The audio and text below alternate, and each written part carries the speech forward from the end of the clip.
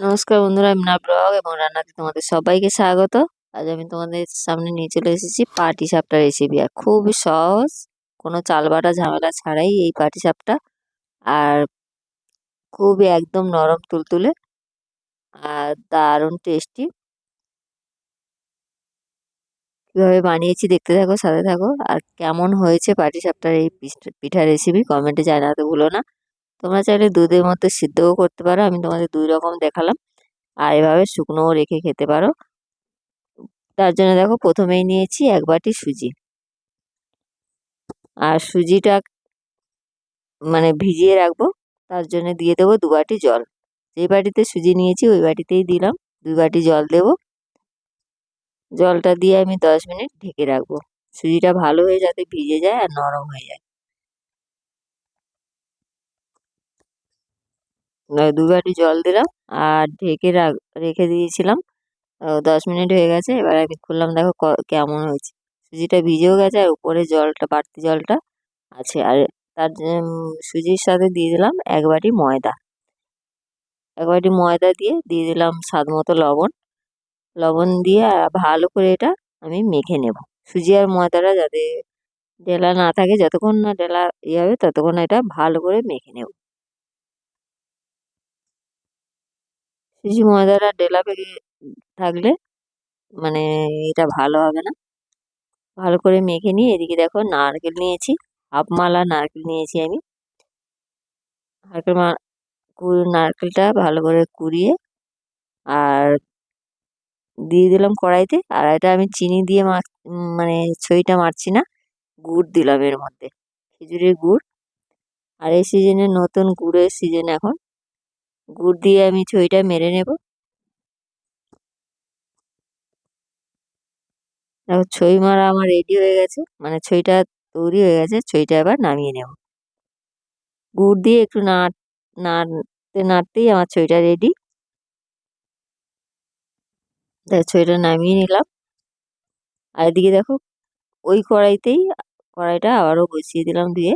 আর এদিকে নিয়েছি একটা কলার ডাক, সাদা তেলের মধ্যে একটু জল দিয়ে ডাক, কলার ডাক একটা কেটে নিয়ে আমি ব্রাশ বানিয়েছি, এই ব্রাশ দিয়ে ব্রাশ করে নিলাম তেলটা।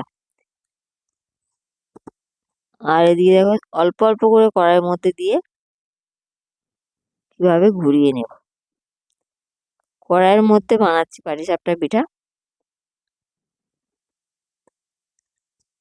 দেখো এইভাবে ঘুরিয়ে নিয়ে একটু ঢাকা দেবো, ভালো হয়ে যাতে সিদ্ধ হয়ে যায় আর এটা উঠে যায়।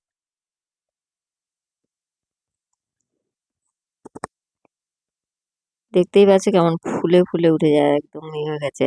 আর প্রথমটা একটু কড়াইতে লেগেই যায়, তোমরা সবাই জানো। এভাবে কড়াইতে রেখেও তোমরা ছই দিয়ে তুলে নিতে পারো। আর নাহলে পিঠাটা থালার মধ্যে তুলে নিয়েও তোমরা ছই লাগিয়ে মুড়ে নিতে পারো।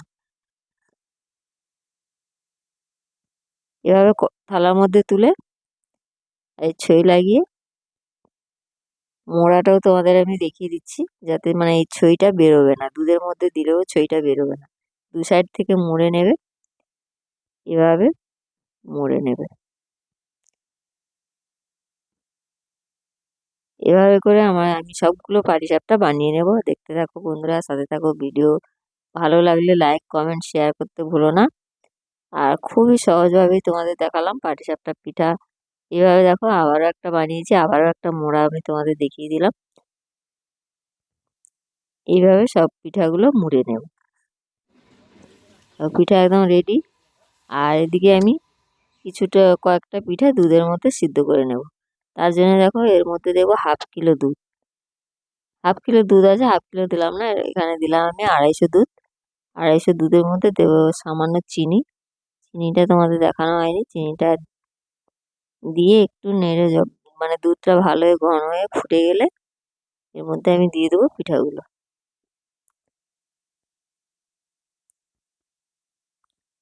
আর এই দুধের মধ্যে পাটিসাপটা পিঠা দিয়েও ভালো লাগে, বেশ নরম হয়ে যায় আর খুব সুস্বাদু হয়। কয়েকটা পিঠা দিয়ে একটু ফুটে গেলেই নামিয়ে নেব।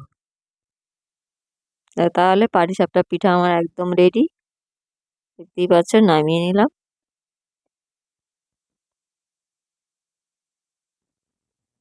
রেডি হয়ে গেছে পাটিসাপটা পিঠা, নামিয়ে নিলাম। সবাই ভালো থেকো, সুস্থ থেকো, ফিরে আসছি পরের ভিডিওতে।